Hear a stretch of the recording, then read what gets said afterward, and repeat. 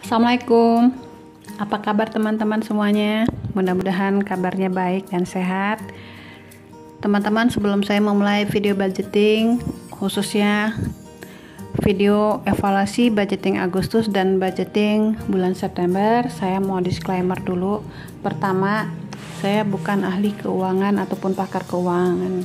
Yang kedua, background keilmuan saya bukan dari ekonomi. Yang ketiga, video budgeting ini saya bikin bukan untuk pamer, ria, sombong, show off, bukan. Saya bikin video budgeting ini untuk sharing, sama-sama kita belajar dalam mengelola keuangan. Dan video budgeting yang saya bikin khususnya itu untuk menyemangati diri saya sendiri agar konsisten dan selalu belajar lebih baik dari budgeting yang sebelum-sebelumnya. Mudah-mudahan teman-teman yang menonton video budgeting ini bisa mengambil pembelajaran yang bagus, sisi-sisi positif yang baiknya, dan kita sama-sama saling support agar tetap selalu bersemangat dalam mengelola anggaran keuangan rumah tangga. Teman-teman, di bulan Agustus ini saya nggak terlalu banyak sisa uangnya karena banyak pengeluaran, dan inilah serunya budgeting ya teman-teman. Kadang-kadang sisanya saya banyak, kadang-kadang sisanya dikit, kadang-kadang malah nggak ada sama sekali ya. Kadang-kadang pernah minus itu waktu gas naik. Jadi saya bikin anggaran itu sebelum gas naik, begitu realisasi rupanya gas naik, itu bikin selisih. Dan yang terbaru di bulan Agustus ini ada selisih alias minus 25.000 karena yang untuk servis motor. Baik teman-teman, kita evaluasi secara singkat aja. Di sini maaf, ini saya tangan kiri ya teman-teman, karena saya memang nulisnya tangan kiri, jadi untuk pegang alat tulis memang tangan kiri, jadi bukan bermaksud nggak sopan ya teman-teman. Untuk di zakat, gas, dan sebangsa dan lain-lainnya tuh nggak ada sisa sama sekali teman-teman. Terus yang hanya ada sisa di sini di bagian dana tak terduga, ada sisa 25.000. Dana tak terduga saya terpakai 100.000 untuk listrik dan 75.000 untuk membeli buku tulis dan sampulnya sekalian. Kalau urusan listrik sebenarnya kan itu suami ya teman-teman. Itu pun suami karena udah kebiasaan sejak awal menikah. Listrik memang yang mengisikan suami, tapi kalau sekarang kan udah listrik token, jadi kalau listrik habis ya udah saya isikan, gak mesti tunggu suami. Kalau zaman dulu kan mesti ke kantor PLN ya untuk membayar listrik, dan saya dulu belum punya motor, jadi nggak bisa kemana-mana lah. Ke pasar pun dulu, zaman dulu mesti nunggu suami libur kantor baru ke pasar, setiap hari Sabtu zaman dulu ya teman-teman. Kalau sekarang nggak ada hambatan, jadi hanya ada sisi 25.000 dari dana tak terduga. Terus ada minus di servis motor karena saya ganti jok motor dan memang servis bulanan juga ya. Ada minusnya 25.000. Gak apa-apa, saya backup dari uang jajan saya. Jadi intinya di bulan Agustus ini hanya tersisa 25.000 dan ini saya masukkan ke dalam celengan. Berapapun itu teman-teman, syukurin aja. Mudah-mudahan di bulan September ada sisa. Amin. Teman-teman, saya awali dengan quote bagus dari Warren Buffett. If you cannot control your emotion, you cannot control your money. Jika kamu tidak dapat mengontrol emosi-emosimu, kamu tidak dapat mengontrol uangmu. Ya benar teman-teman. Yang bikin budgeting over budget, minus, atau nggak sesuai dengan anggaran yang udah dibikin itu karena tidak mampu mengendalikan keinginan. Terus juga karena belum bisa membedakan keinginan dan kebutuhan. Tidak dipungkirin, kadang-kadang namanya perempuan ada aja pembenaran, walaupun itu kita tahu ya itu sebenarnya bukan kategori kebutuhan, tapi kadang-kadang ya beli aja lah, mumpung dah gitu ya. Inilah yang membuat anggaran agak berjalan sesuai dengan keinginan yang diharapkan. Jadi kata kuncinya di sini harus mampu mengendalikan emosi, keinginan. Jadi budgetingnya bisa berjalan sesuai dengan anggaran yang udah dibikin. Ya, mudah-mudahan kita semua bisa mengendalikan emosi. Jadi kantongnya aman, amin.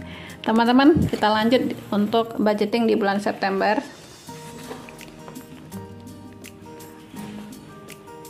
Di budgeting bulan September hanya ada satu perubahan, yaitu di uang saku anak-anak yang sebelumnya 312 sekarang menjadi 332.000. Hal ini baru saya ketahui di bulan Agustus, teman-teman. Rupanya anak-anak saya itu setiap minggu ada uang kas kelas. Selama ini mereka membayarkan uang kas pakai uang saku mereka. Untuk adiknya yang masih SD, uang kas kelasnya Rp2.000 yang dibayar seminggu sekali ya. Saya lupa harinya, hari Sabtu atau hari Senin. Pokoknya anak-anak saya itu bayar uang setoran uang kas setiap hari Sabtu atau Senin ke bendahara kelas. Uang kas kelas ini dipakai untuk kepentingan kelas.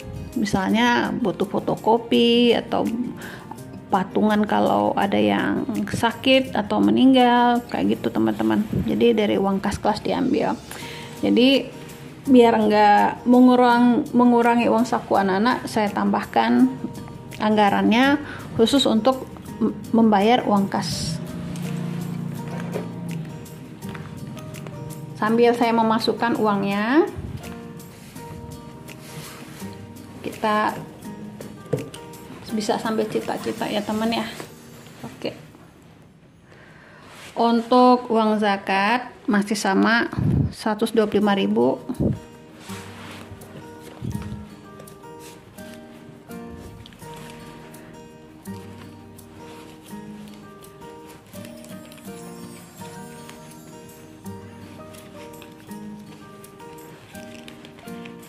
Oke. Untuk beras bulan ini hanya perlu beli 10 kilo kayaknya teman-teman ya, karena di dispenser beras masih ada, estimasi saya sih mungkin masih ada sih sekitar 5 kiloan lebih dikit. Jadi bulan ini uang beras saya anggarkan ngepas, biasanya kan 60.000 ya per 5 kilo beras. Kali ini saya anggarkan sesuai dengan estimasi belanja berasnya, yaitu 57.000. Jadi kalau untuk 10 kilo berarti kan 114. Berhubung tidak ada uang 2000-annya, anggap aja kayak gini ya teman. Kemudian untuk gas, bulan kemarin kan udah saya tabung 100.000. Bulan ini saya mau beli gas karena udah habis tabung yang pertama. Jadi pas dia dari bulan kemarin 100.000 dan bulan ini saya tambahkan 105. Jadi pas 205 untuk gas. Untuk uang kebersihan 25.000.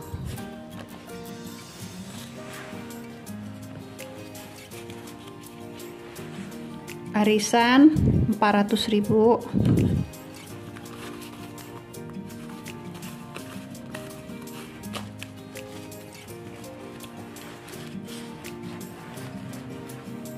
Uang jajan anak saya skip dulu ya teman-teman, karena uang jajan anak saya pakai uang ini, jadi saya skip dulu. Uang jajan saya 100.000.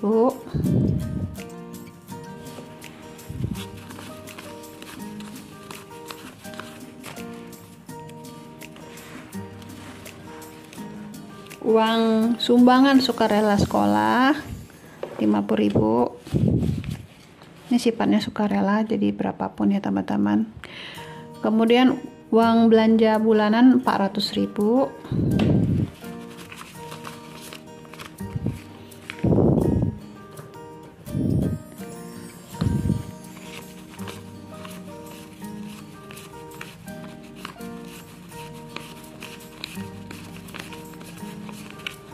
Oke.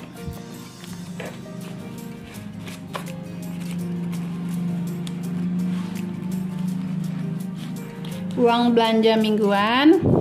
Ini juga saya skip dulu ya teman-teman. Kalau teman-teman yang udah pernah mengikuti video budgeting saya selalu memasukkan uang belanja mingguan itu ke dalam amplop ini. Per amplopnya 300.000. Jadi khusus untuk uang belanja mingguan saya skip ya teman-teman.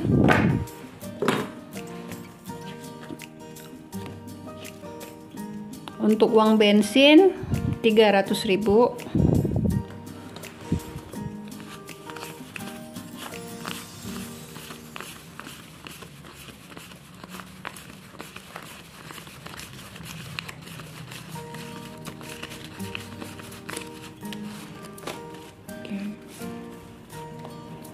Alhamdulillah kalau untuk uang les anak-anak, maksudnya gini, kan anak-anak pulang lesnya kan barengan tuh. Kalau saya jemput bolak-balik dan di jelang jam maghrib juga agak rawan bagi saya dan lumayan capek kan, jarak tempat les sama rumah saya lumayan. Jadi khusus pulangnya mereka naik Bluebird aja. Saya pilih Bluebird karena lebih murah, aman. Jadi mereka pun kan udah kenal, jadi enak, tinggal WA dan mereka jemput. Uang pulsa 150.000.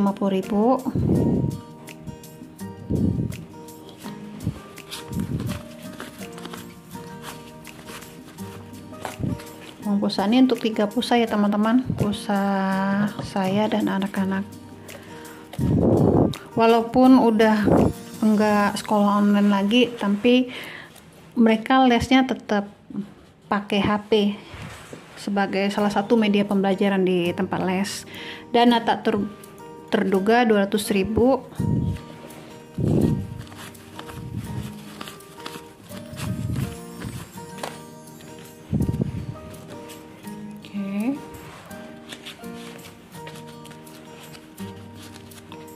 Ini kalau tiap awal bulan kayak gini gendut dompetnya. Jelang-jelang minggu, maksimal minggu kedua udah mulai langsing dompetnya teman-teman. Untuk uang gift ini maksudnya sumbangan sedekah ya. Kalau mau patungan beli kado, kalau mau kondangan. Jadi saya ambil dari dana gift.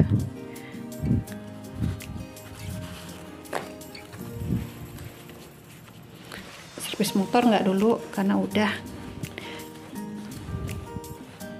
Bulan depan baru servis motor lagi. Tabungan Iwa Bank 100.000.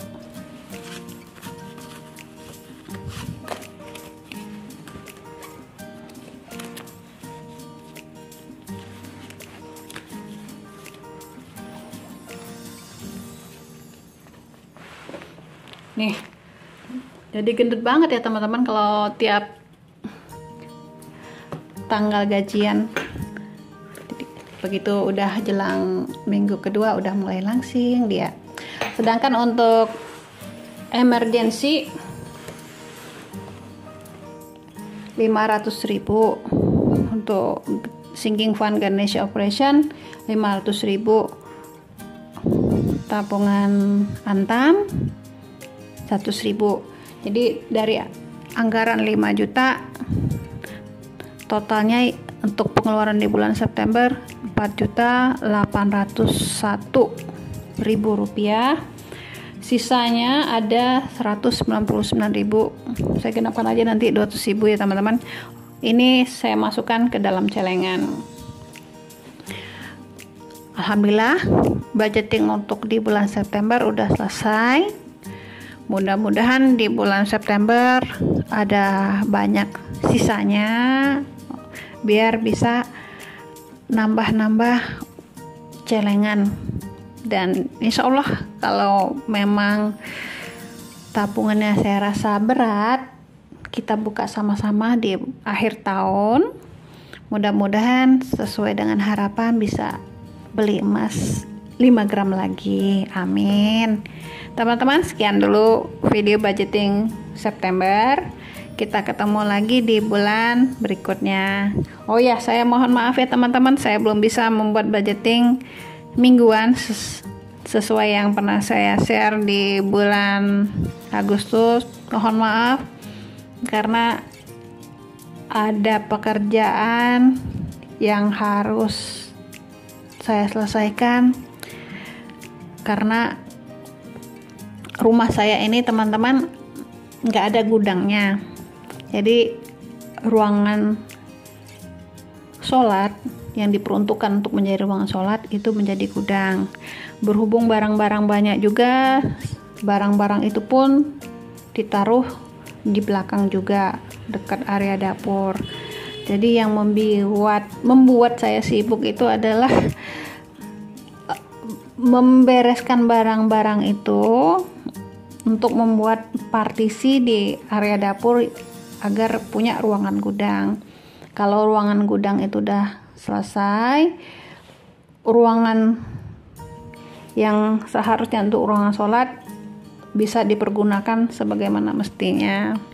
Mudah-mudahan suatu hari kalau rumah saya udah rapi ya, agak rapi dikit aja, mungkin suatu hari saya bisa bikin budgeting tentang rumah atau kegiatan saya sehari-hari di rumah itu ngapain aja. Atau mungkin suatu saat nanti kalau memang memungkinkan, saya sharing resep-resep yang hasil kreasi saya. Jadi bisa teman-teman pakai buat teman-teman yang suka resep yang simple, enak gitu ya. Karena tipenya saya ini suka masaknya yang cepet-cepet aja kalau buat sarapan. Gak mau yang ribet-ribet. Kecuali kalau waktu santai makan siang, makan malam oke lah. Tapi kalau pagi-pagi itu rasanya udah terbirit-birit kan menyiapkan semuanya. Mudah-mudahan suatu hari saya bisa sharing sama teman-teman. Akhir kata, terima kasih buat teman-teman yang udah nonton video budgeting saya. Mohon maaf apabila ada kekurangan. Mohon maaf kalau ada kata-kata yang tidak berkenan. Mudah-mudahan teman-teman bisa mengambil sisi-sisi yang terbaiknya. Sampai jumpa di video budgeting bulan berikutnya. Dadah. Assalamualaikum.